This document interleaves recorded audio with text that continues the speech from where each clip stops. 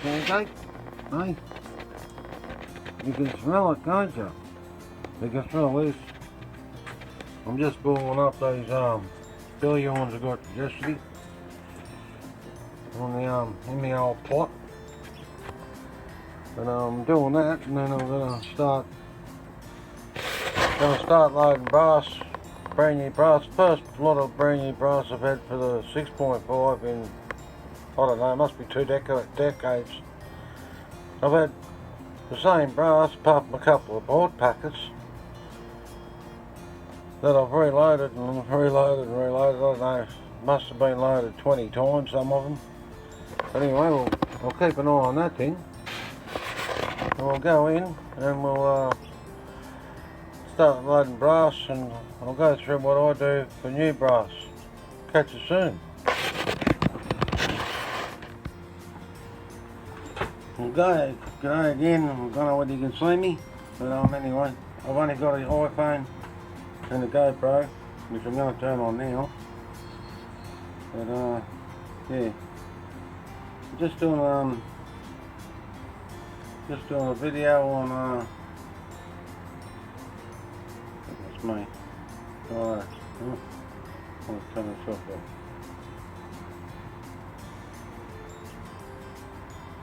Alright, we're up and away, eh? Got to have all this fancy stuff for YouTube. Anyway, excuse the hair and that. Not really fussed about how I look either. But anyway, so this is the 6.5 55 Swede, and I've been reloading for 30 years, and I haven't bought much brand new brass. In fact, I've never bought brand new brass for the 6.5, and it's like Christmas for me. But you can tell why. First up, I don't have to deprime it. That's the fired case, probably about, I don't know, at least 20 times. And that's the new brass there. It's Celia and Bellet. And you know, like that's an old packet from years ago. I don't even know when I bought these. It says 06, 2906. I don't know what that means. Anyway, the 2nd of the 9th, maybe 06. That'll give you an idea. I'll actually keep those old packets. I don't know what you can see up on the wall. Oh, I'm clumsy. Up on the wall up there, I'll show you in a minute. All the old cases, let's show you now. There's a fair few old cases up there, some new, some old. They just have shitloads at one stage.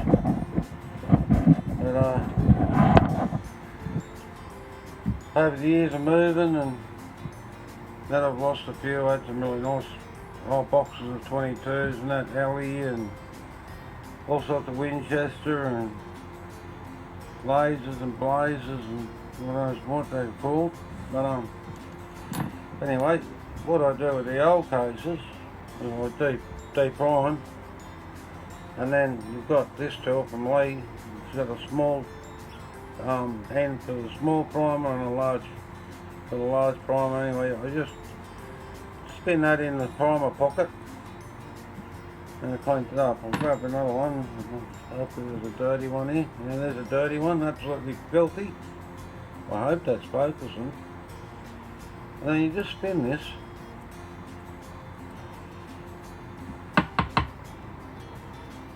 And it's back to reasonable.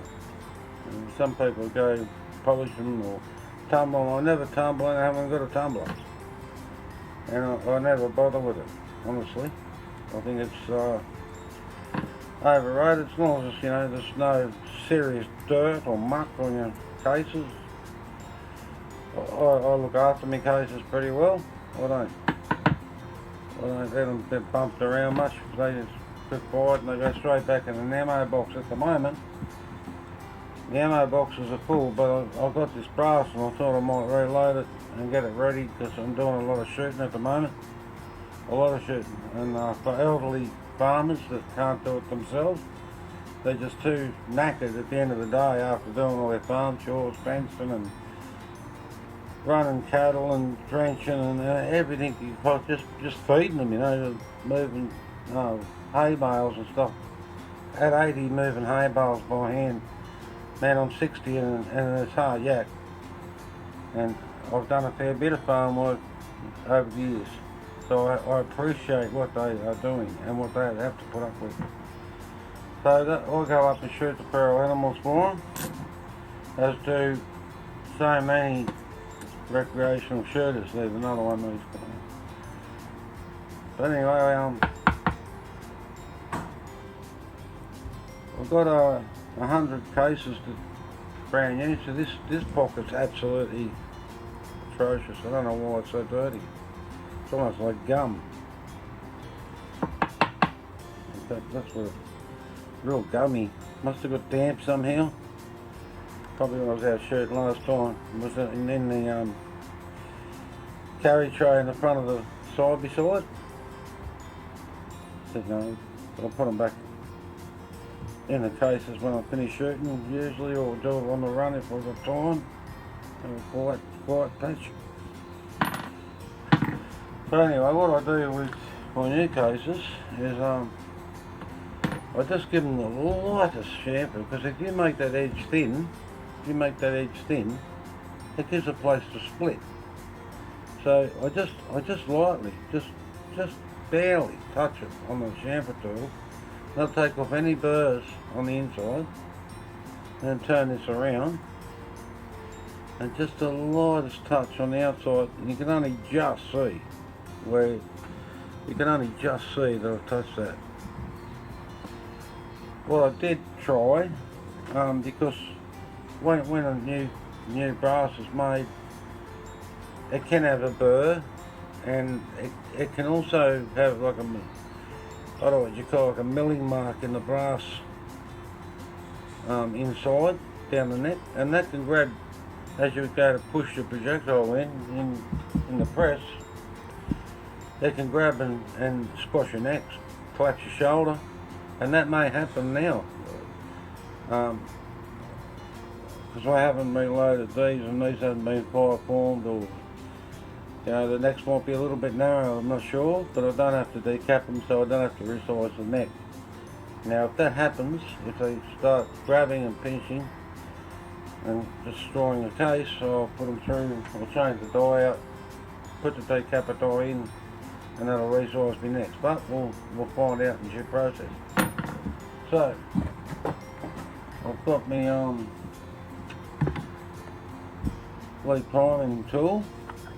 It's a tricky little gadget. Just prime sitting there, the cap goes over the top. Got a shell holder to suit the case. That just slides in there. That's what retains the case while you press the primer in the primer pocket. So that slides in here. You just push the plate down, put your shell holder in, so obviously the groove's facing out, so you can slide the case in like that. Didn't even get any straight. Right, so what we do now, we load this tray up, and I'll show you a neat little idea of how these are made and how tricky they are. Pretty smart bugger whoever invented these worked out how to trip primers up. Now as you can see, half of those are upside down, but you give it a shake, hopefully, don't make a lot of me. Still got one persistent one there, and voila, they're all facing the anvil side up. That goes into the bottom of the case of the anvil and the shiny side out. I'll just chuck a few more in here. Trying to do this one-handed, lovely. Just lay that over there, hopefully it won't fall out. Well, they stayed there, amazing. We'll be picking up violence forever. So then we open the case for 50. There's 50 primers sitting there.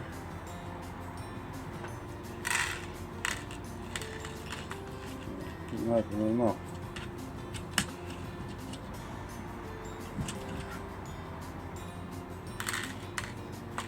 50 something times in there now.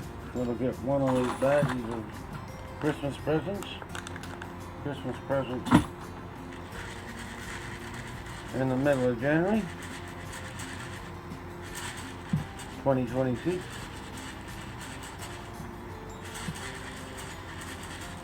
And then still one consistent one down there. One tricky one. There we go.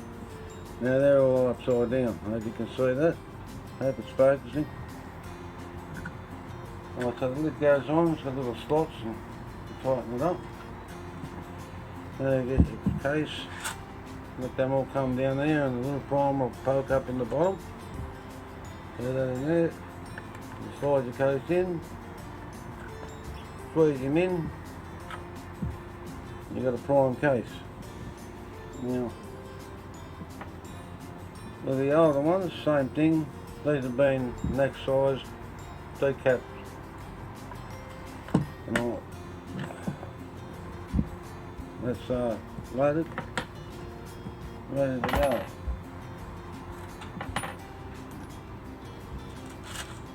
We just keep going like that. I won't bore you to tears with this. I'll shut the video off, and then we'll go through the next process of loading these cases. Hopefully, then the next are right to the projectiles. I'm putting these in. We'll load some powder. We'll weigh that up. But they're Sierra's 100 grain hollow points, 0.264 diameter. That's the diameter of 6.5 by 55 Swede. Not far behind a 270. And a lot of people go, oh yeah, but I'll tell you now, at 100 feet per 100 to 200 feet per second, depending on the bullet weight, an animal ain't going to know the difference, are they? A lot of it's sales hype, and for me, well, I've got an old Swedish K.I.S. mortar. Yes, I can't load it to full capacity, but I don't load full capacity anyway. Even Pataka shooting, I never load at full capacity. Maybe a small caliber, like a 222 or 223, yeah, maybe. But all you're going to do is burn the throat out of your rifle and beat up for a brand new barrel or a brand new rifle, whichever way you decide to go.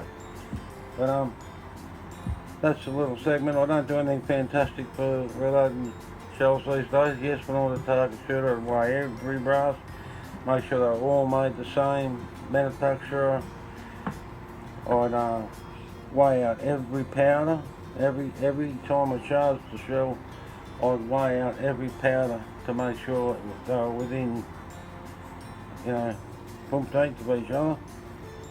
And then I'd seat the bullet or projectile, and that's how I've always done it. Is just this way now, just for barrels.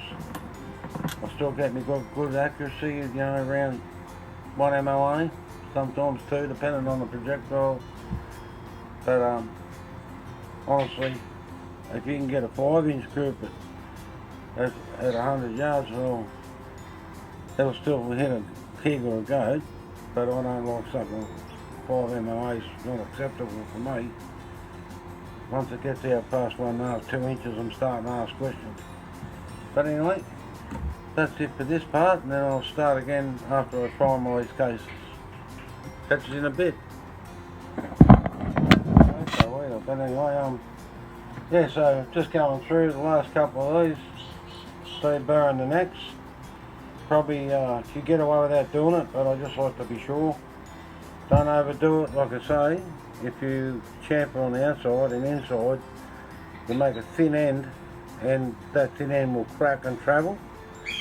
So just be mindful of that. You still want to have a nice square end on the projectile, on the case. But just take the burr just off the inside and just off the outside, and that's there. So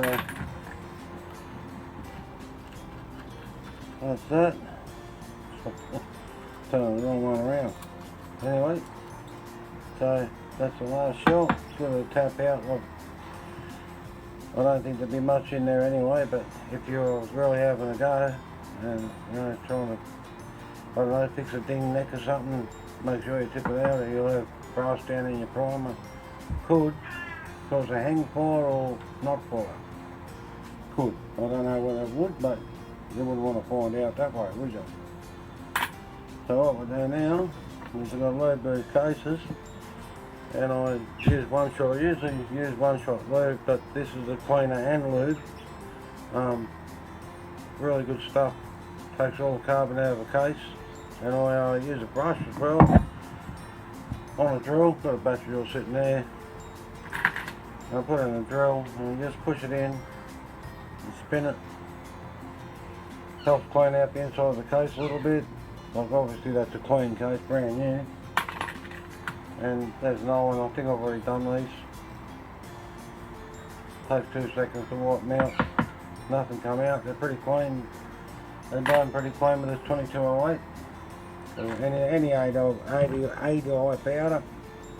Right, so what we'll do is give these a really good spray.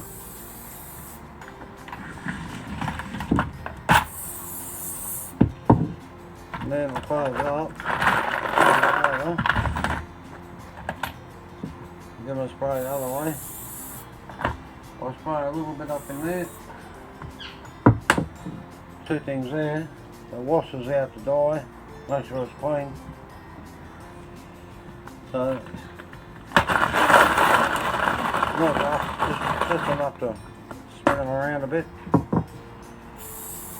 I may, if they're a bit sticky, I might spray a little bit in the neck maybe, or wipe some in with a bit of cloth.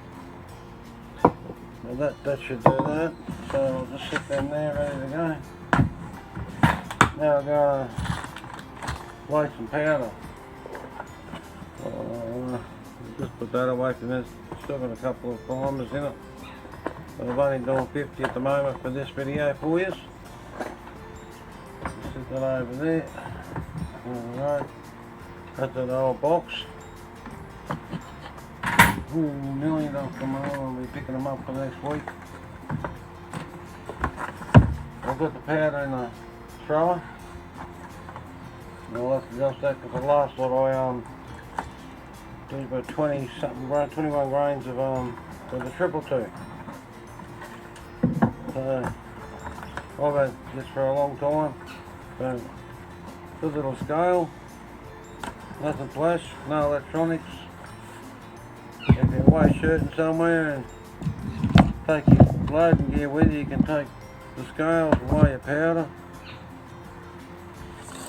On transport, just screw it on with virgin screws and some panheads, stuck it in a box, put some beanbag balls in it.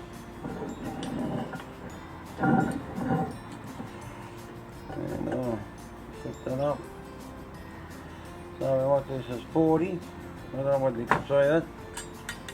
There's a little ball bearing in there.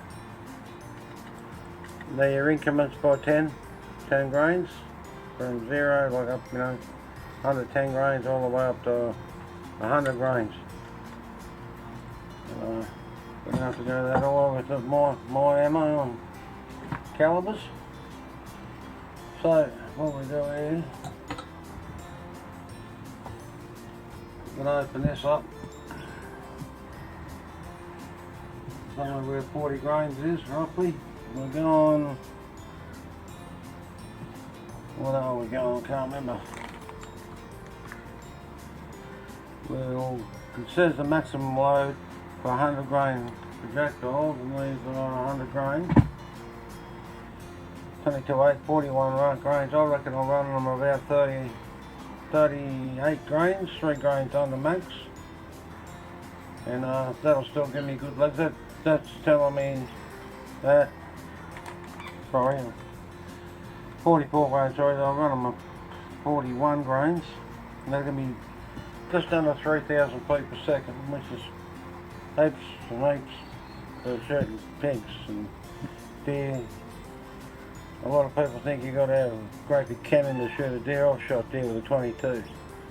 Not condoning it, but at that time I was only about, I don't know, 21, 22, and That's all I had, and just headshot them.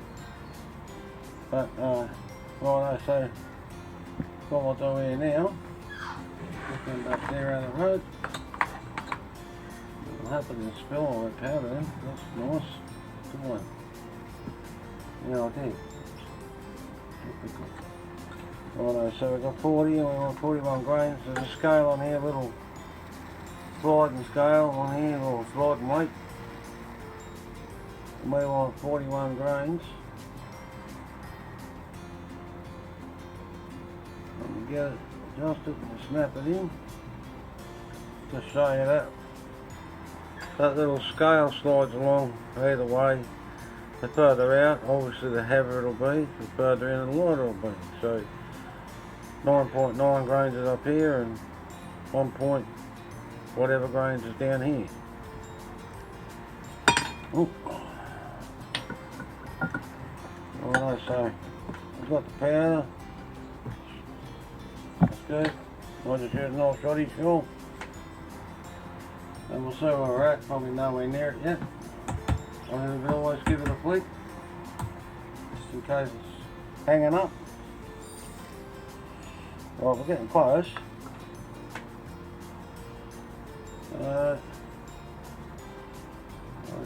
That'll probably be too much.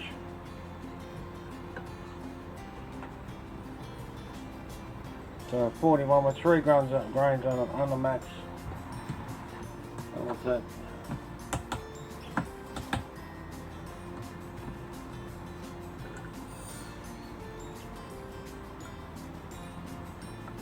Oh no.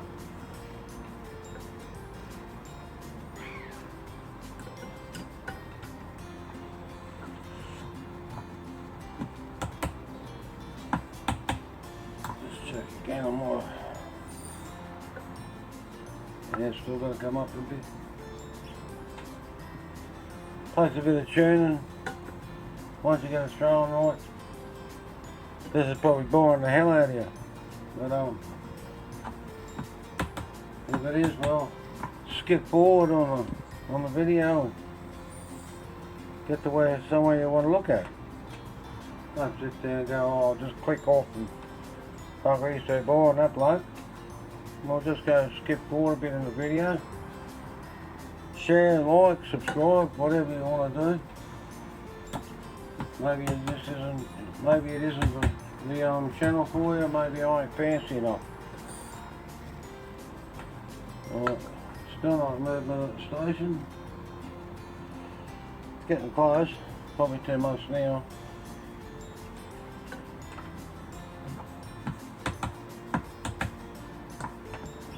And then again.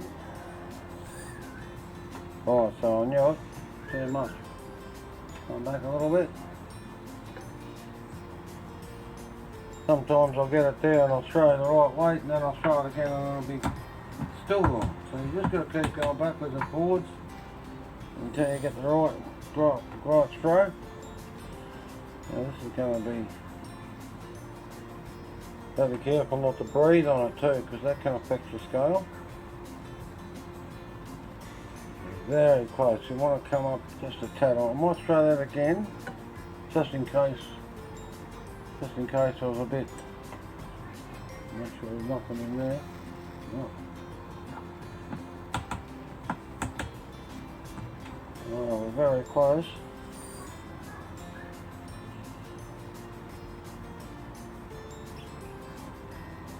And when that arrow points to that slot, you bang on.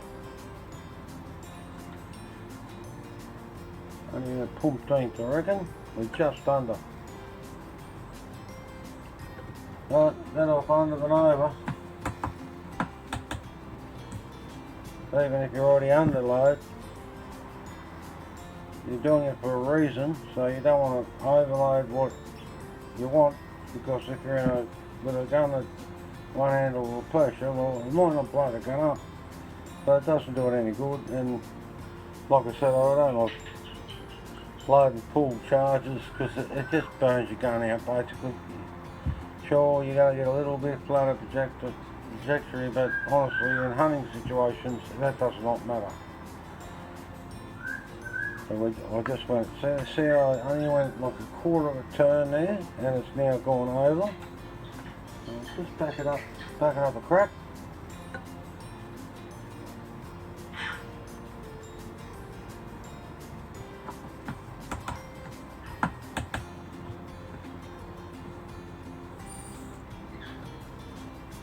Where are we? Still going to be a tad over now. Maybe.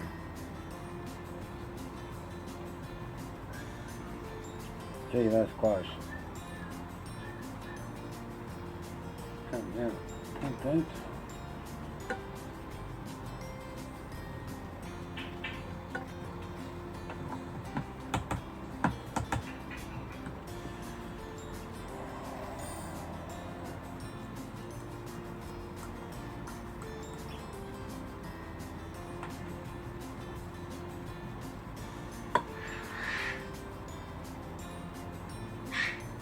So that's trying heavy again.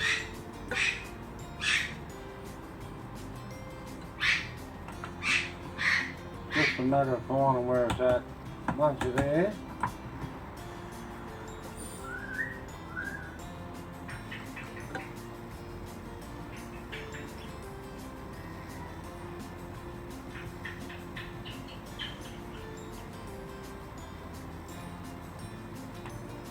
try not to breathe on it. Gee, that's close. So a little bit more, and we should be right.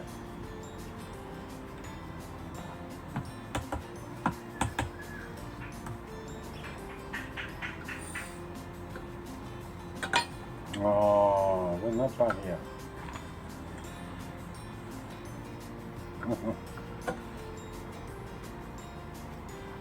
I hate wasting powder. Everything's so expensive now. Bad enough to throw some up there. You want to do that? We'll try again. Little clumsy hands, eh? Alright, let's see what we're doing here.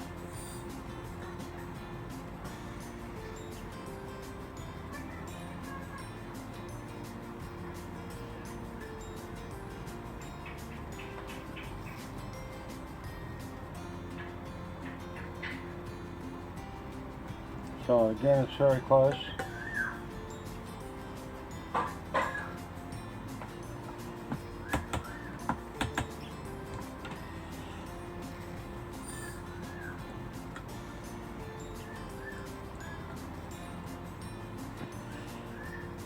Got a little magnet on the side. Sometimes it'll stick to the magnet. It's got a 6 central, so the magnet sort of, it's just a dampener with the scale.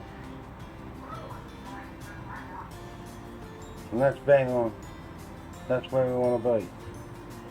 I wish I could show you, but by the time I move the camera in, it just wouldn't be worth it. The arrow's pretty much dead on. Another thing I look at sometimes, if it's below that top, that magnet, it's very close straight away. Alright, so that's that. We've got our powder sorted. We can put this away. Don't need it now. So we'll put that.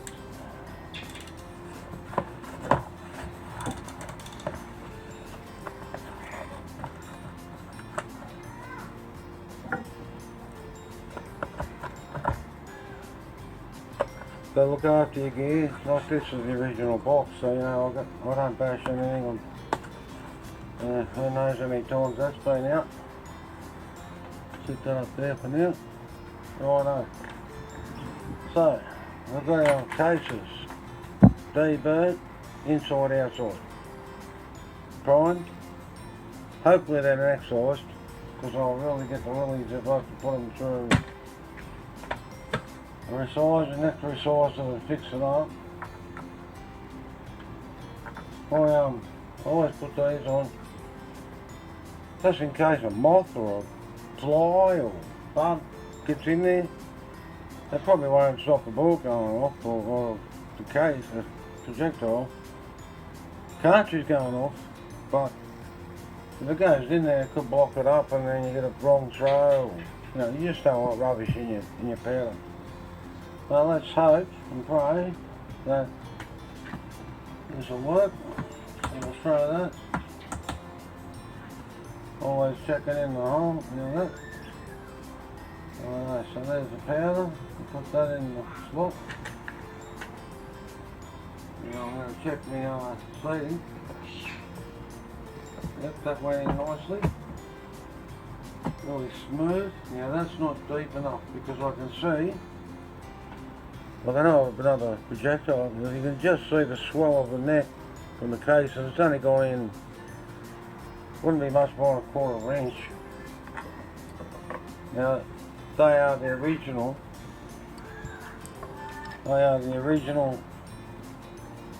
military round, so I just wanted to make sure that I weren't longer than it, obviously. But because that's a really long projectile, I think they're 190 grain from memory. Correct me if I'm wrong, 169 or 190 grain FMG. So this one, I want these seated in to the bottom of the neck if I can, to where the shoulder meets the neck. I know I don't worry about the jump to land so much in the 6.5, pretty forgiving, but that's suited perfectly there like that. I'll just get another projectile. There you can see, yeah, I could still go a little bit deeper. About that.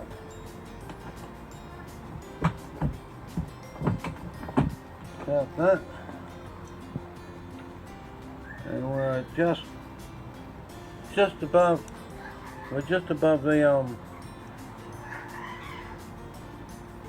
the shoulder neck there, or where they join or intersect. And we're about 1/8 of an inch off the end of the neck, so that'll do, mate. That'll be perfect. So I'll run through these, run a couple through, so I'll throw the powder. Always look in there, never know when I could stick. Just throw your cartridge in. Beautiful, nice uniform squeeze too. And that felt the same as the last time. Sometimes you'll get a real tight neck, or you'll feel one with more resistance, or you'll feel one that just falls in there. Now if I was target shooting, anything that was really hard or really easy going in, I'll put aside, and then I'd keep the ones that feel all the same, because there's obviously an issue with the brass, whether it's, it usually happens as the shells get older, and the other thing you get is burnout primers, especially if you're running heavy charges. You'll eventually distort the primer hole, and they become loose, and your primer will be loose in the back of the case. So when you're squeezing your primers, they should all be uniform. If you feel one just falls in, sure, it might be alright for that firing, but make sure when you fire that round, test it off, because it'll just cause you problems. I found with these brand new brass, very stiff to get the primers in. But as I say, I haven't had brand new cases for 30 years, really. I've had once fired cases from factory rounds in boxes, but I haven't had brand new cases since I bought the rifle. That's 30 something years ago. 30, what was it? It was 96, yeah, 30 years ago. Pretty much anniversary. So you wonder why it's Christmas? Well, one, I don't have to decap, I don't have to neck size. So once in 30 years, I'll get a Christmas for a rifle I've had for 30 years. Anyway, I'll get going with these, and hope you enjoyed the video. If you didn't, well, tell me, let me know. Tell me what you'd like to see maybe. Got some good billies the other day, or a good billy. 2 pigs on a dam. was stinking hot. No one or nothing come out. The ghosts were out late in the afternoon, and they come down from the mountains looking for a drinky, and they nearly got away from me too, because they seen me. They were in the open, and so I was alright. But anyway, hope you have a good day, good weekend. Hope you're out there drilling some ferals, slinging some bullets, having some fun, doing a bit of plinking, whatever it is, at the rifle range. And don't give up the good fight, guys. Catch us later. Yeah, well, there's 50 odd there done, and 50 in that packet, but it's like running your hands for a whole heap of money, isn't it? It is a lot of money, but just something about ammo and just running your hands through it. Call me a weirdo, I don't care. It's always enjoyable loading, doing your own stuff. I just showing these old packets up here, like I said I would show you. Heaps of junk up there, but anyway. Just all like Bushman, and when was the last time you've seen axe ammo? Where's that at? Highland axe, Norman's, Dominion. You know, just these projectiles here I've had since '97.